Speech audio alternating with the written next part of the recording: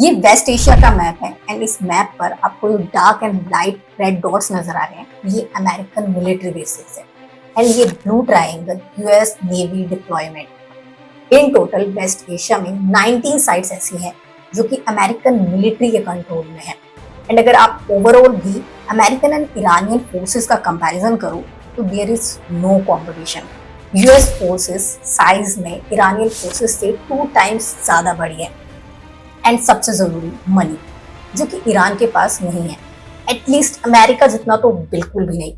Plus यहाँ पर America के पास में इजरायली मिलिट्री का भी सपोर्ट है जो कि इस रीजन को सबसे बेहतर तरीके से जानते हैं।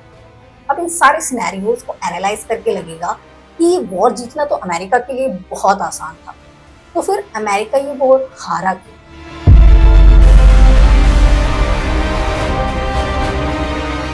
Just 1 month before Iran attack, America ने वेनेजुला पर भी अटैक किया और वहां के प्रेसिडेंट निकोलस मादुरो को कैप्चर कर लिया। अब निकोलस मादुरो के अरेस्ट होते ही वेनेजुला की करंट गवर्नमेंट वीक पड़ गई, जिसकी वजह से उनकी तरफ से कोई मिलिट्री रिटेलिएशन देखने को नहीं मिला। इनफैक्ट अमेरिका ने वेनेजुला के सारे ऑयल रिजर्व्स तक कैप्चर कर लिए, जो कि उनका अल्टीमेट गोल था। बट ईरान वेनेजुला नहीं है। निकोलस मादुरो एक कम्युनिस्ट डिक्टेटर था जिसकी आइडियोलॉजिकल रूट उसकी अपनी पार्टी और उसके फॉलोअर्स तक लिमिटेड थी। बट ईरान एक इस्लामिक रिजाइम कंट्री है जिसकी आइडियोलॉजी ही उसका सिस्टम है। चेस थ्योरी कहती है कि राजा को मारो वॉर अपने आप खत्म हो जाएगी, बट ईरान रिजाइम की पावर का कंट्रोल 3 डिविजन्स में बटा हुआ है। पहला, मुस्लिम क्लर्क। एंशिएंट टाइम से ही पर्शिया में क्लर्की का सिस्टम था जो कि रिलीजियस टीचिंग एंड इंटरप्रिटेशन के एक्सपर्ट थे, जिसकी वजह से ये किंग्स कोर्ट में इम्पोर्टेंट रोल प्ले करते थे। एंड आज जो रिजाइम ईरान के अंदर रूल करती है वो भी इसी क्लर्क सिस्टम का आउटकम है। नाउ ज्यादातर लोग सिर्फ सुप्रीम लीडर के बारे में जानते हैं, बट ईरान के अंदर 88 इस्लामिक स्कॉलर्स की एक काउंसिल रूल करती है जिसे असेंबली ऑफ एक्सपर्ट कहा जाता है। यही काउंसिल सुप्रीम लीडर को चूज करती है एंड ये जरूरी नहीं है कि next supreme leader current supreme leader की ब्लड लाइन से हो। कोई भी रिलीजियस लीडर जो कि अयतुल्ला या ग्रैंड अयतुल्ला के रैंक को होल्ड करता है, असेंबली ऑफ एक्सपर्ट चाहे तो उसे सुप्रीम लीडर बना सकते। एंड इसी काउंसिल के पास में सुप्रीम लीडर को हटाने की पावर भी है। इसके अलावा रिलीजियस क्लब ईरान के अंदर एक और ऑर्गेनाइजेशन को होल्ड करते हैं जिसे कहा जाता है गार्डियन ऑफ काउंसिल। ये पार्लियामेंट के अपर हाउस की तरह काम करती है। इस काउंसिल के 6 स्कॉलर्स को सुप्रीम लीडर खुद चुनकर भेजते हैं, बाकी 6 मेंबर्स जुडिशरी एंड पार्लियामेंट मिलकर अप्रूव करती है। इस काउंसिल के पास में किसी भी पॉलिटिकल कैंडिडेट को अप्रूव या डिस्क्वालीफाई करने की वीटो पावर होती है। Now assembly of expert, guardian of council and supreme leader की पावर होल्ड करने वाले ये सभी रिलीजियस लीडर्स हफ्जा यानी कि सिया इस्लामिक स्कूल से ग्रेजुएट होकर आते हैं। अब वैसे तो ईरान के अंदर कई सिया रिलीजियस सेमिनरी हैं, बट ईरान का क्वाम वर्ल्ड का लार्जेस्ट सिया स्कूल है जो कि फ्यूचर सुप्रीम लीडर और सिया स्कॉलर्स को तैयार करने के लिए जाना जाता है।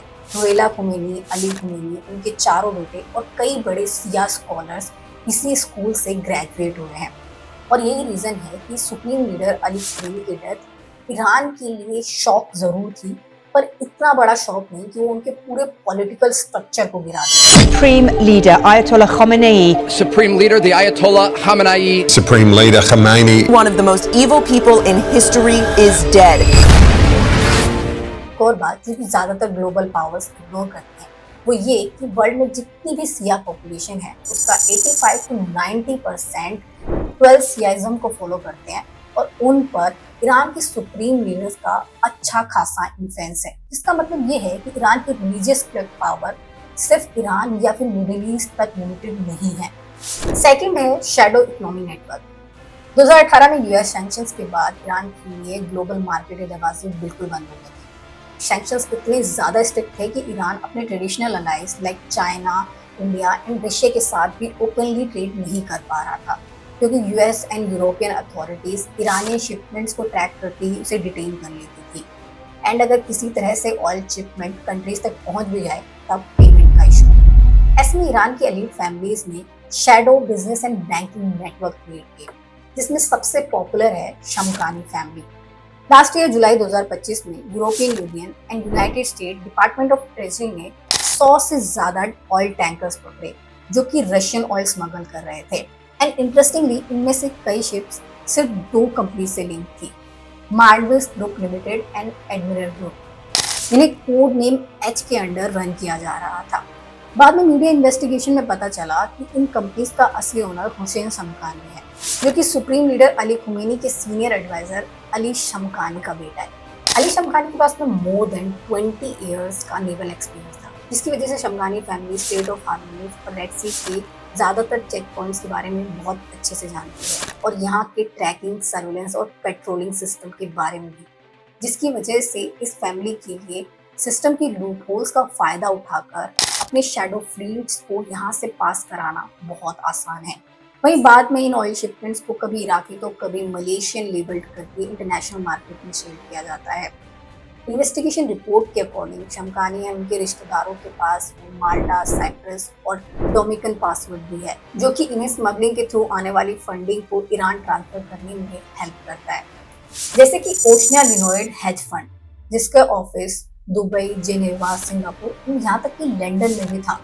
साल 2014 में इस हेज फंड की जेपी मॉर्गन के साथ बैंक लिंक भी मिले थे, जो कि इस बात का क्लियर प्रूफ है कि शमखानी फैमिली अमेरिका की नाक के नीचे अपना शैडो नेटवर्क रन कर रही थी। एंड अभी भी यूएस अथॉरिटीज ने शेख शमखानी की सिर्फ कुछ ही शेल कंपनीज को एक्सपोज किया है, जबकि इस फैमिली का business Latin America, Europe, Africa and यहाँ तक कि साउथ ईस्ट एशिया में भी फैला हुआ है। थर्ड डिवीजन है IRGC, Islamic revolutionary guard corps. इस ग्रुप का नाम आपने रिसेंट वीक में कई बार सुना होगा, लेकिन यहाँ पर मैं आपको एक चीज क्लियर कर दूं कि IRGC कोई नॉर्मल मिलिट्री नहीं है, क्योंकि नॉर्मल मिलिट्री का काम होता है बॉर्डर को प्रोटेक्ट करना या फिर इन्वेजन के टाइम कंट्री को बचाना। पर IRGC को फॉर्म ही इसलिए किया गया था ताकि इस्लामिक रिजाइम को प्रोटेक्ट किया जा सके।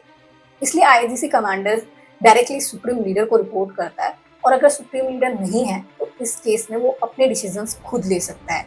वहीं आर्मी, नेवल और एयरफोर्स के अलावा IRGC की दो और यूनिट है, वार्स और बसीज रेजिस्टेंट फोर्स। वीडियो की शुरुआत में मैंने आपको एक मैप शो किया था, जो कि यूएस के मिडिल ईस्ट में बेसिस का मैप था। अब जरा इस मैप को देखिए, ये वो सारी लोकेशंस हैं जहां पर pro Iranian militant groups active हैं, जिन्हें एक्सेस ऑफ रेजिस्टेंस कहा जाता है। हिजबुल्लाह, हमास, फलस्तीनी इस्लामिक जिहाद, PMF मिलिटेंट, हुतेशी एंड सीरिया के मिलिटेंट ग्रुप्स, ये सभी एक्सेस ऑफ रेजिस्टेंस का पार्ट है, जिनके थ्रू ईरान इस पूरे रीजन में एंटी ईरानियन या फिर प्रो वेस्टर्न गवर्नमेंट्स को अनस्टेबल करने का काम करते हैं। एंड इन सबको training, funding and weapon supply करने का काम करता है IRGC का quad wing. Quad forces overseas operations, target killing और असैसिनेशंस के लिए भी बदनाम है। ये उन्हें टारगेट करते हैं जो कि ईरान के इस्लामिक रिजाइम के लिए खतरा है। अगर आपको याद हो तो 2020 में अमेरिका ने Baghdad international airport air strike में कासिम सुलेमानी को मारा था, वो इसी क्वाड फोर्स का हेड था। वहीं जबकि बसीज रेजिस्टेंस फोर्स का काम ईरान के अंदर होने वाले प्रोटेस्ट को क्रैक डाउन करना है, ताकि कोई भी गवर्नमेंट के अगेंस्ट एंटी रेजिस्टेंस ग्रुप ना बना सके। बट IRGC को जो चीज़ डेंजरस बनाती है वो है वेस्ट एशिया एंड अफ्रीका में फैला हुआ इसका स्मगलिंग नेटवर्क, जो कि इसे फाइनेंशियल स्ट्रेंथ देता है। IRGC पर पब्लिश रिपोर्ट्स के अकॉर्डिंग ये ग्रुप अकेले ईरान की 1/3 इकोनॉमी को कंट्रोल करता है। हालांकि ये नंबर कितना ज़्यादा परफेक्ट है ये बाहर से कहना थोड़ा मुश्किल है, लेकिन अगर इनकम सोर्सेज की बात करें तो IRGC के सबसे बड़े इनकम सोर्सेज में ऑयल एंड वेपन है। इसके अलावा कई इंटरनेशनल मीडिया रिपोर्ट्स में IRGC के अफगानिस्तान की ड्रग ट्रैफिकिंग के साथ भी लिंक मिले हैं। रिपोर्ट्स के अकॉर्डिंग IRGC अफगानिस्तान से ड्रग इंपोर्ट करके इसे अपने शैडो नेटवर्क्स के जरिए अफ्रीका और कई दूसरे देशों में सेल करता है। बट जो बात अमेरिका, यूरोप के लिए सबसे ज्यादा थ्रेटनिंग है वो है IRGC ग्रुप का Europe and Latin criminal networks के साथ लिंक, जैसे कि ईरानियन माफिया नेटवर्क किनान कार्टेल, जो कि अपने नारकोटिक ऑपरेशंस के लिए बदनाम है। रिपोर्ट्स के अकॉर्डिंग ये ग्रुप हिजबुल्लाह के जरिए IRGC के लिए यूरोप में मनी लॉन्ड्रिंग का काम करता है। इसके अलावा रिसेंट इंटेलिजेंस रिपोर्ट्स में IRGC के लिंक जापान की याकुजा गैंग, नीदरलैंड की माक्रो माफिया और प्रवीण ड्रग ट्रैफिकर्स के साथ भी मिले हैं, जिसकी वजह से IRGC को डिसमेंटल करना बहुत ज़्यादा मुश्किल है। एंड अगर अमेरिका और इजराइल को ये वॉर जीतनी है तो उसे ईरान को अंदर से तोड़ना होगा, और शायद इसीलिए अमेरिका ने ईरान को वीक करने के लिए यहाँ की कुर्दिश मिलिटेंट ग्रुप्स के साथ हाथ मिलाया है, जो कि ईरान के ऑप्रेस माइनॉरिटी ग्रुप से आते हैं और कई दशक से इस्लामिक रिजाइम के अगेंस्ट फाइट कर रहे हैं। बट यहाँ पर प्रॉब्लम ये है कि Iranian forces and pro Iranian militants group के कंपेयर में इनका नंबर रीजन के अंदर काफी कम है।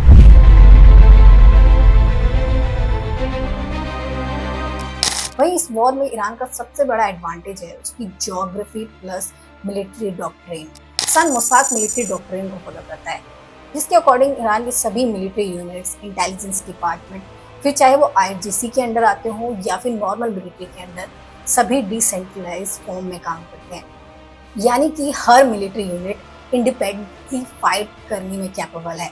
एंड क्राइसिस के टाइम अगर अपर पावर डिस्ट्रॉय हो जाती है या फिर रिजाइम गिर भी जाती है, तब भी ये मिलिट्री यूनिट्स गुरिल्ला वॉरफेयर या फिर इंसर्जेंसी टैक्टिक के जरिए कॉन्फ्लिक्ट को जारी रख सकती हैं। जैसे US इजराइल के शुरुआती अटैक्स में ईरान के सुप्रीम लीडर अली खुमैनी, उनकी family, security chief Ali Larijani, senior advisor Ali Shamkhani, defence minister Aziz Nasirzadeh, IGC commanders Mohammad Pakpour, Hossein Salami and supreme leader military office head Mohammad Shirazi जैसे कई बड़े नाम मारे गए, क्योंकि उनके पास में एक और एडवांटेज है और वो है ज्योग्राफी।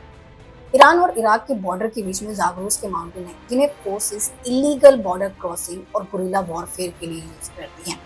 वहीं बगल में सीरिया है, जहां पर अभी तो एंटी ईरानियन गवर्नमेंट है, बट अभी भी हिजबुल्लाह सीरिया के कई इलाकों को लोकल मिलिटेंट्स के जरिए कंट्रोल करता है। वहीं फिर इसके बगल में है लेबनान, जिसे हिजबुल्लाह का होम कहा जाता है। फिर इसके बाद आती है गाजा स्ट्रिप, जहां पर हमास मौजूद है। In short Mediterranean Sea, Persian Gulf and Caspian Sea के बीच का ये पूरा का पूरा रीजन ईरानियन फोर्सेस के इन्फ्लुएंस में है, जो उन्हें कूप के टाइम हिडन स्पेस भी प्रोवाइड कराता है एंड वॉर के टाइम मिलिट्री स्ट्रैटेजी में भी हेल्प करता है। जैसे कि स्ट्रेट ऑफ हॉर्मुज़, जहां से वर्ल्ड का 20% ऑयल एंड गैस सप्लाई पास होता है।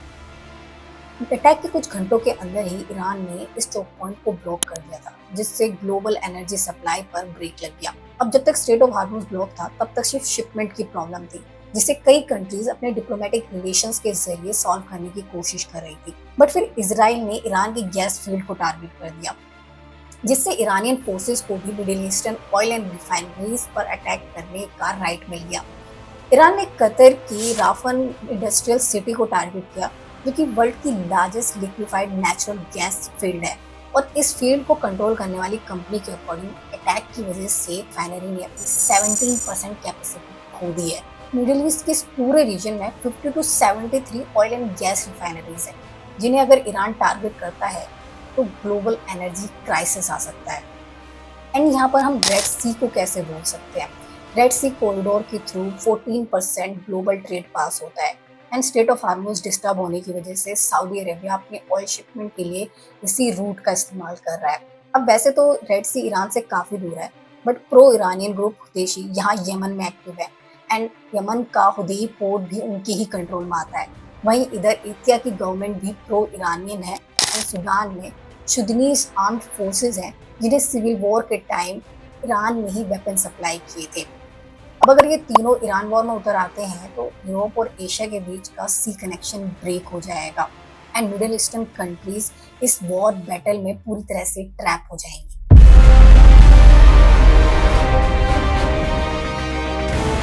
और फिर ये सब जानते हुए भी अमेरिका ने ईरान पर अटैक क्यों किया? यूएस की मिडिल ईस्ट में 3 मेन इंटरेस्ट हैं। फर्स्ट है oil supply chain.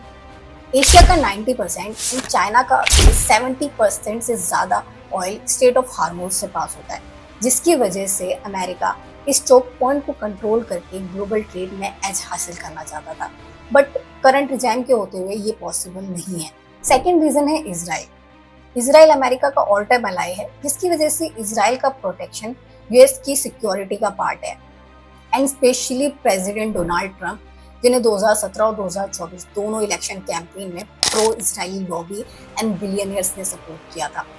Third reason है सऊदी अरेबिया। 1974 में अमेरिका और सऊदी अरब के बीच में पेट्रो डॉलर एग्रीमेंट साइन हुआ था, जिसके अकॉर्डिंग ऑयल की ट्रेडिंग सिर्फ डॉलर में होगी, और जो डॉलर रिवेन्यू सऊदी जनरेट करेगा उसे वह यूएस ट्रेजरी बॉन्ड में इन्वेस्ट कर दिया, जिसके बदले में अमेरिका ने सऊदी को मिलिट्री प्रोटेक्शन और security guarantee the, and plus weapons भी सप्लाई किए। अब यहाँ पर एक इंटरेस्टिंग फैक्ट है कि मिडिल ईस्ट में सऊदी के बाद ईरान के पास ही लार्जेस्ट ऑयल रिजर्व्स हैं, विच मीन्स नॉर्मल कंडीशन में यहाँ पर ईरान सऊदी अरब का सबसे बड़ा कंपटीशन है। और शायद यही रीजन है कि जब 2018 में अमेरिका ने JCPOA से एग्जिट किया था और ईरान पर सैंक्शंस इंपोज किए थे, तो इससे इजराइल के साथ साथ सऊदी अरब भी काफी ज्यादा खुश था। बट सैंक्शंस के बावजूद भी ईरान ने सीक्रेटली अपने न्यूक्लियर प्रोग्राम को जारी रखा एंड रिसेंट ईयर्स में एंटी सऊदी ग्रुप्स को वेपन तक सप्लाई किए। इसलिए कई एनालिस्ट ये मानते हैं कि यहाँ पर हायर चांसेस हैं कि इजराइल के साथ साथ सऊदी अरब ने भी अमेरिका को इस अटैक के लिए इन्फ्लुएंस किया हो। और शायद यही रीजन है कि अमेरिका पहली बार किसी वॉर कॉन्फ्लिक्ट को लेकर इतना ज्यादा क्लूलेस नजर आ रहा है।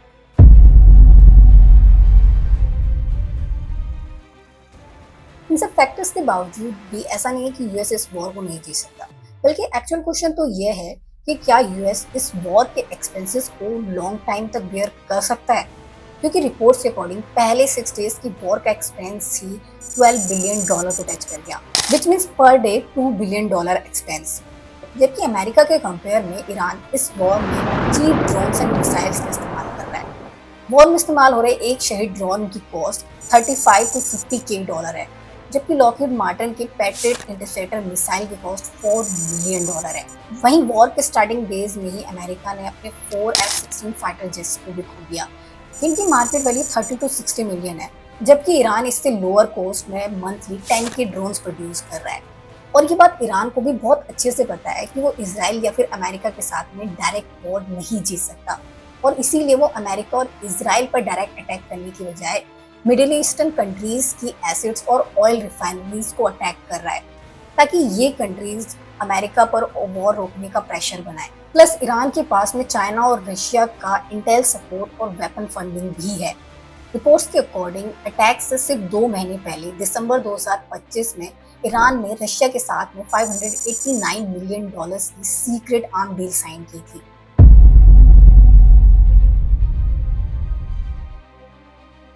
अमेरिका वेस्ट एशिया में इससे पहले भी कई वॉर लड़ चुका है, जिसमें मोस्ट पॉपुलर इराक वॉर और अफगानिस्तान वॉर। इराक वॉर में अमेरिका ने $1.7 ट्रिलियन खर्च किए थे और अफगानिस्तान में $2 ट्रिलियन से ज़्यादा।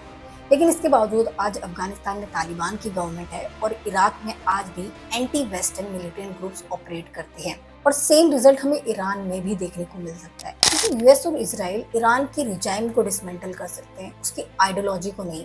एंड जब तक आइडियोलॉजी बची है तब तक वॉर कभी खत्म नहीं होती, बस वो शेप बदलती है। एंड अगर यूएस ईरान के साथ में नेगोशिएट कर लेता है तो ये भी टेम्परेरी होगा, क्योंकि ये जीत ईरान को यूएस के अगेंस्ट खड़े होने के लिए और ज़्यादा इंकरेज करेगी। पर रिजल्ट जो भी हो, सफ़र आम लोगों को ही करना पड़ेगा, क्योंकि यहाँ से ईरान की रिजाइम या तो और ज़्यादा ऑप्रेस्ड हो जाएगी, क्योंकि उसे अपनी पावर को खोने का डर होगा। और अगर अमेरिका और इजराइल ये वॉर जीत जाते हैं तो किसी भी सिचुएशन में वेस्ट एशिया का फ्यूचर अभी तो ब्राइट नजर नहीं आ रहा। खैर, वेस्ट एशिया वॉर पर आप लोगों का क्या ओपिनियन है, कमेंट करके बताएं। और अगर वीडियो इन्फॉर्मेटिव लगा हो, इंटरेस्टिंग लगा हो, तो इसे लाइक शेयर करना मत भूलिएगा। और हाँ, ऐसे ही इन्फॉर्मेटिव और इंटरेस्टिंग वीडियोस के लिए चैनल को जरूर सब्सक्राइब कर लें।